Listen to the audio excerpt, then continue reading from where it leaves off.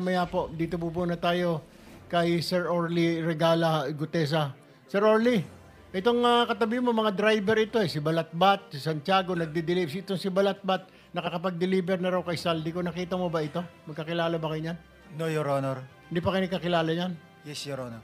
Mr. Balatbat, hindi mo na mamumukhaan si Sir Orly, security po ni Saldico? Hindi po, Your Honor. Hindi mo rin kilala? Hindi po. Alright. Sir, I have, Mr. Chair, with your indulgence, I just have two quick questions. Anong trabaho ninyo, sir? Security? Bago po kayo nag-security, anong trabaho ninyo sa Philippine Marine? Sa infantry, artillery, ano sa po kayo? Dati po sa intelligence po ako sa Marine Corps. Intelligence. Tapos diretso na po kay Saldico o meron pa kayong VIP muna na daanan? Dati po galing ako sa Coca-Cola. Naging consultant po ako sa Coca-Cola. Tapos po, kay Saldico na? Opo. Nag-resign po ako sa Coca-Cola. Di napunta po ako sa kay Saldico, sir. Kay Saldico na po. Yun po yung unang politiko ninyo? Yes, Your Honor. Alright. Sir, tanong ko lamang po, okay. Iba, mabigat po yung inyong nag-deliver po kayo kay Speaker Martin Romualdez. Could you name kung sino po mag-deliver? Siyempre po, kailangan nyo i-confirm na na-deliver na po, boss, yung pera. Kay, siyempre, i-confirm mo kay Saldico, na-deliver na po sa bahay ni Speaker. Sino po mga dinideliveran nyo? Alam nyo ba ang pangalan? Sa dami po ng pera na yun. Sa pagkakaalam ko po, wala po kaming direct contact doon sa receiver. Kasi ang may direct lang contact doon, Your Honor, is si Paul or kaya si Mark. Si Paul or si Mark? Yes, Your Honor. Kasama ninyo, si Paul or si Mark, mag-deliver ng pera? Yes, Your Honor. Kay Speaker? Yes, Your Saan Honor. bahay po ito? Sa? Doon sa 42 Forbes, Your Honor. 42 Forbes. Okay. Alright.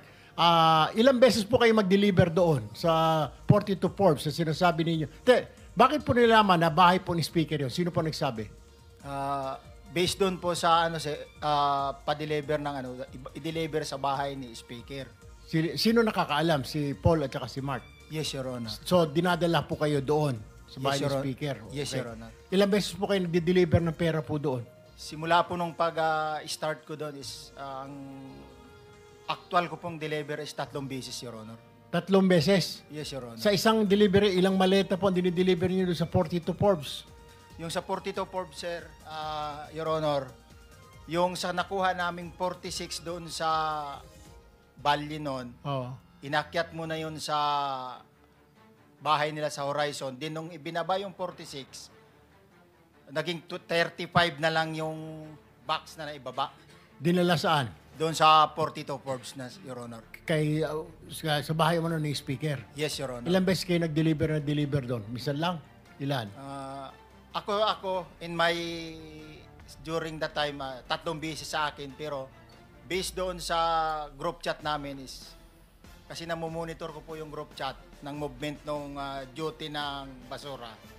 Is 3 times a week, most likely, lalo na pag December. Pare-pareho ba yun? Kung ilang maleta na deliver mo, ganun din yung ibang grupo na halaga o na amount ng maleta, equivalent ng maleta? No, Your Honor, hindi ko na sila mamonitor kung ilan yung maleta na idinideliver. Pero 3 times a week ang delivery doon sa 42 Forbes? Most likely, Yung Your Honor. sinasabi mo ng bahay ni Speaker? Yes, Your Honor. Gaano katagal po ito? Ilang buwan po ito na 3 times a week, 3 times a week? Ilang buwan po ito? Nung time ko po, from December po yun, December eh. Hanggang nandoon po ako noon, ganun yung kailan po yon? Kailan ba kayo malis? August 5 lang po. January, February, March, April, May, June, July, August. 8 buwan. Hindi po ako sure sa kung yung mga other month is Pero 3 times a week, ha? yes, Your Honor. 3 times a week. Okay. Mr. Chair, my last question now with Engineer Bryce. Engineer Bryce, may pinag-ngangalandakan si Attorney Porto na maraming senador ang sasabit dito. Pero ngayon, hindi mo pinapatutuan. Does this mean na fake news po yung sinabi? Mukhang fake news ang binigay ni Attorney Porto ng iyong attorney sa media. Kasi sabi niya po, 6 daw eh. Marami pang mga senador. Misunderstanding po yun, Your Honor, kasi dun nga po sa computer ko, congressman po yun nandun. Congressman, hindi senador. Opo, So, Your Honor. sinasabi mo ngayon, hindi naman yung 6 na puro mga senador yon. Hindi po totoo, Your So, Honor. fake news po yon. Kaya mag-usap po kayong attorney, mamaya po ako mag-usap kayo. Sabi Yes. mo, ayusin Yes po po. kasi hindi po maganda tignan at hindi rin maganda pakinggan na 6, ang mga tao ngayon nagtatanong, sino ba yung 6 na yan? Sino ba yung mga kulang pa na yan? And I think that is unfair. Can you please inform your lawyer? Ano po? Nalinawin niya po kung congressman, di congressman po. Ano po? Kung meron siyang alam. Doon pa sa computer mo, mabilisan na lamang po. Nabanggit po ba ang Speaker Romualdez doon at saka saldi ko? Kung Zaldi po meron. Kung saldi sa computer mo. Wala pong nabanggit doon na Speaker Romualdez. Wala po, Your Honor. Mr. Chair, that's all for now. I'll reserve some of my questions later. Thank Yeah, you, Senate Mr. President Chairman. Chico. Mr. Chairman, just one question to Mr. Gutesa. Kasi parang naalito lang na kami na konti doon sa kwento mo. Can you give the details nung sinasabi mong delivery between Eric Yap and Saldico? Sino nag-deliver sa kung kanino sa kwento mo?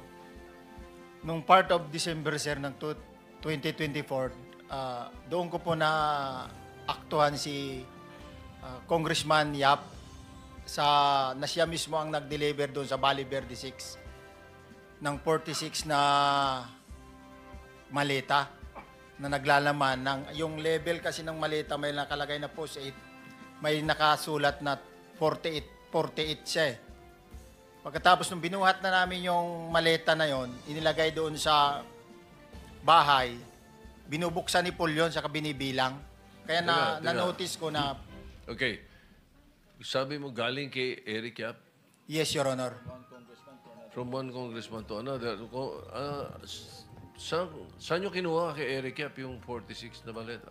Dineliver lang niya po, kita lang po kami doon sa sa Valle Verde 6. Dinala niya lang yung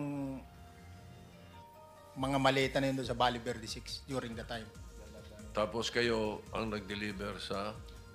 Nung inilipat po namin sa sakyan, dinala na namin sa Horizon yung mga maleta na yun. Yun yung 46 na sinasabi mo. Yes, Your Honor. Okay, thank you.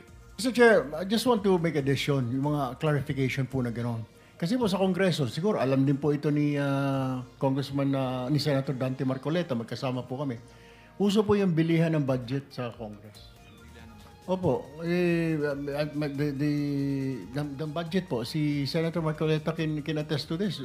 Kaya po minsan paghapon, pagpanoodin niyo po sa TV, paikot-ikot po mga kasamahan namin sa Kongreso, yun pala, lalapitan yung isa, may budget ka ba natitira dyan? Akin na lang, 20%, parang gano'n, susus basta. Yun po ang pagkakaalam ko, Mr. Chair. Mr. Orly, bakit kasi yung na-highlight mo yung 48 lang? Sabi mo naman, halos 3 beses sa isang linggo, meron delivery. Bakit yun lamang alleged delivery ni Rep Yap parang yun ang natandaan mo? Kasi yung po, Your Honor, yung kauna-unahan na nung mag-duty ako sa basura, yun ang kauna-unahan talaga na naaktuhan ko talaga. Ibig sabihin, unang duty ko, yun talaga yung bumungad sa akin, Your Honor. Pero marami kayo, may backup, kung may advance party ka mo. Ilan ba kayong, sabi mo galing ka sa Marines, ilan ba kayo talaga yung nagsisilbi kay Rep Saldico?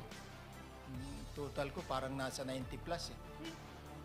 So, kung 90 plus, meron ka bang natatandaan ng mga kasama mo? Mabilis lang, para makita natin na talagang nagsasabi ka na totoo. Sino-sino yung kakilala mo sa Marines?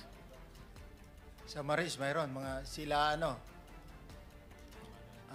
Jubit Bunagan, Sige. Mark Bunagan, Alan Colisio. Maliban sa Marines, meron di bang ibang serbisyo? Halimbawa, Mayroon din. police meron? Mayroong pulis, 6 na galing sa PSPG. Kung sakasakali, meron nakakarinig sa mga kasama mo at sasabihin nila, mali naman ang sinasabi mo, tumarap sila rito. Kaya mo ba silang harapin? Yes, sir. Salamat po, Mr. Chair. Senator Pangilinan. Yes, yung Eric Yap ba na congressman, yun yung dating chairman ng Appropriations Committee. Tama ba? Wala po akong knowledge regarding sa kanya. Basta Yes, Eric but Yap lang well, po yun. for the record, Eric Yap used to be chairperson of the Appropriations Committee in the House. Point of information. Thank you. Last na lang before we go on break. Anong specific duty assignment mo sa Philippine Marines? Anong unit? Sabi mo, intelligence. Ay, sir, sa MC2 ako dati, sir. Marine Corps Intelligence. Bakit? Authorized ba yung mga Philippine Marines na mag-serve as security escort ng civilians? No, Ang sir. alam ko- Ay, sorry, sir. No, sir. During that time, sir, retire na po ako. Hinar ka bilang retired na Marine personnel. Ay, sir. Okay, thank you. So, Mr. Chair, in connection Sige. doon sa tanong mo, okay.